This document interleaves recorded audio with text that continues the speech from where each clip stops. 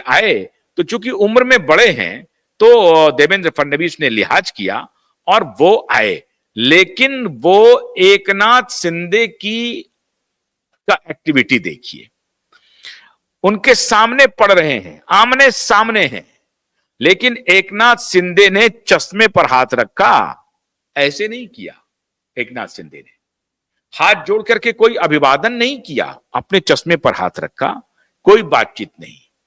और विधानसभा में एकनाथ शिंदे ने खुली चुनौती दे रखी है कि दगाबाजी तो तुम कर रहे हो, मेरे ऊपर आरोप मत लगाओ, मैंने दगाबाजी नहीं की है। क्या दगाबाजी कर रहे हो तुमने आइडियोलॉजी के साथ दगाबाजी की है। भारतीय जनता पार्टी के पीठ में खंजर भोपा है, और ये जो खंजर आपने उतारा भारतीय जनता पार्टी की पीठ में, इसको कहते हैं दगाबाजी। मुख्यमंत्री बनने के लिए आपने आइडियोलॉजी से समझौता किया और कांग्रेस और एनसीपी के साथ चले गए, जिसके खिलाफ आपके पिताजी लड़ने का ही दिखावा करते थे। कांग्रेस की जनक है शिवसेना, बाला साहब ठाकरे, इनका पूरा खानदान। कांग्रेस ने इन्हें राजनीति में आगे बढ़ाया है मित्रों।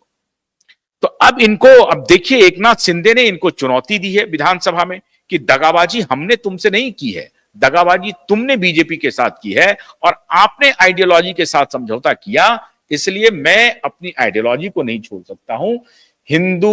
हिंदुत्व सनातन के विचार को मैं नहीं छोड़ सकता हूं और इसलिए मैंने आपका साथ छोड़ा, क्योंकि आप एकदम विपरीत आइडियोलॉजी के लोगों के साथ आपने अपना रिश्ता कायम कर लिया। एकनाथ शिंदे खुले चुनौती दे रहे हैं। अब एकनाथ शिंदे ने वो काम किया जिसकी प्रतीक्षा भारतीय जनता पार्टी को लंबे अरसे से थी।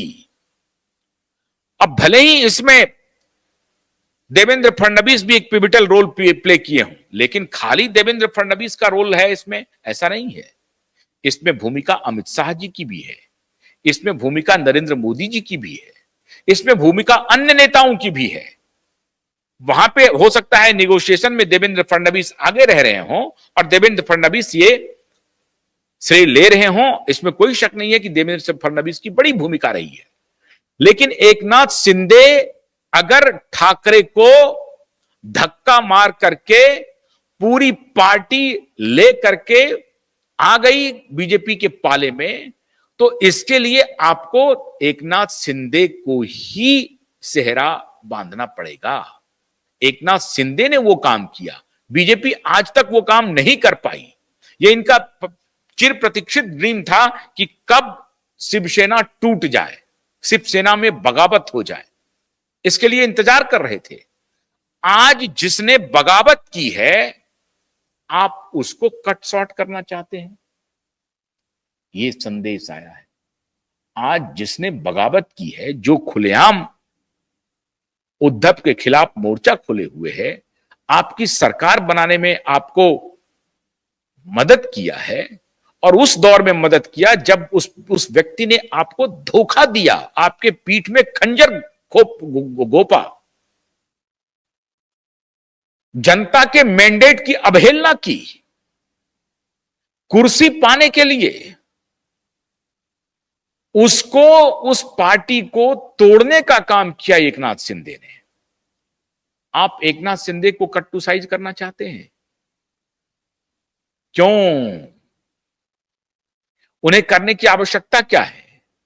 एकनाथ शिंदे का स्ट्राइक रेट लोकसभा में भी शानदार और विधानसभा में भी शानदार।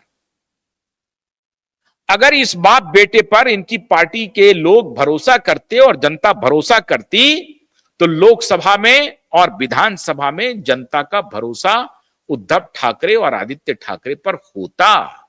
जनता ने रिजेक्ट किया, और जिसके ऊपर धोखेबाजी का आरोप कोई लगा रहा है एकनाथ शिंदे के ऊपर, उसको जनता ने सर आंखों पर बिठाया। ये एकनाथ शिंदे ने साबित किया, ये शिंदे ने साफ साफ साबित कर दिया कि जनता ने उन्हें सर माथों पर बिठा लिया है, सर आंखों पर बिठा लिया है। उनको जनता ने रिजेक्ट नहीं किया है। जनता ने अगर रिजेक्ट किया किसी को, तो वो है उद्धव ठाकरे, आदित्य ठाकरे। आमने सामने की टक्कर में वो विजयी होकर के आए हैं। और तब जब आपको धोखा देने वाले को उन्होंने रास्ते पर लाया है, मैं नहीं कहूंगा कि एकनाथ शिंदे ने उन्हें धोखा दिया है, बिल्कुल नहीं। एक धोखेबाज व्यक्ति को अगर धोखा ही दिया जाए तो इसे उसका प्रारब्ध समझिए, इसे उसकी नियति समझिए। उसके साथ भी वही होगा जो उसने किसी और के साथ किया है, और इसी जन्म में होगा, कुछ ही दिनों में होगा, और हो गया। 2.5 साल में हो गया। 2.5 साल का सिर्फ वक्त था। इनका फॉर्मूला यह भी चल रहा था बीजेपी के साथ कि 2.5 साल का फॉर्मूला कर लेते हैं, और उसमें भी ये मुख्यमंत्री बनाना चाहते थे एकनाथ शिंदे को। ये तो पत्नी और बेटे, उनके दबाव में आकर के इन्होंने एकनाथ शिंदे को भारतीय जनता पार्टी के साथ अलायंस में इन्होंने मुख्यमंत्री प्रपोज नहीं किया और खुद का नाम आगे बढ़ा दिया, और जिसको बीजेपी ने रिजेक्ट कर दिया। बीजेपी भाई आपको क्यों मुख्यमंत्री बनाएगी? लार्जेस्ट पार्टी, 100 से ज्यादा सीट उसके पास, और वो आपको मुख्यमंत्री बना दे। ये बार्गेन करेंगे आप ठगेंगे, धोखा देंगे। इतने बड़े धोखेबाज को उसी की शक्ल में, उसी के अंदाज में, उसी की भाषा में अगर किसी ने जवाब दिया तो एकनाथ शिंदे ने दिया, और कंसिस्टेंटली कहा। एकनाथ शिंदे जब बाहर आए तो अपने साथ विधायकों को लेके आए और विधायकों को एकजुट रखा। विधायकों ने भी एकनाथ शिंदे में अपना विश्वास जताया। ऐसा नहीं हुआ कि एकनाथ शिंदे के साथ जो 39-40 विधायक आए थे उन्होंने किसी और को नेता चुन लिया, नहीं हुआ ऐसा। या उनको तोड़ने की पूरी कोशिश हुई। शरद पवार की पार्टी तोड़ना चाहती थी, कांग्रेस तोड़ना चाहती थी, शिवसेना, उद्धव दोबारा प्रयास कर रही थी टूट जाए, नहीं टूटी। तो किसे कहेंगे आप? इसका श्रेय किसे देंगे? ठीक है, उसमें भारतीय जनता पार्टी की भी बड़ी भूमिका है, लेकिन किसे आप इसका श्रेय देंगे? क्योंकि नेतृत्व उन लोगों ने, 39 और 40 विधायकों ने स्वीकार किया है एकनाथ शिंदे का।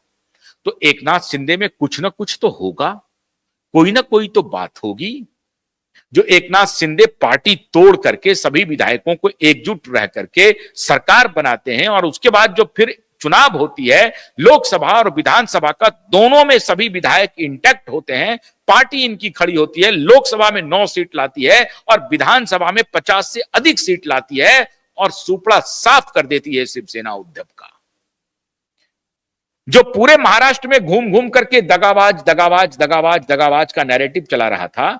उसको मराठी भाइयों ने, मराठी मानुषों ने औकात दिखा दी। मराठी मानुषों ने कहा कि सबसे बड़े दगाबाज तुम हो, तुम दगाबाजी पर उपदेश मत दो। बहुत सारे पत्रकार मित्र कह रहे थे कि नहीं, उनके साथ जो दगाबाजी हुई है ना, इसको लेकर के जनता में बड़ा रोष है, बड़ा रोष है। बड़े बड़े एडिटर, संपादक कह रहे थे कि सिंपैथी वेव चल रहा है उद्धव ठाकरे के लिए, सिंपैथी वेव।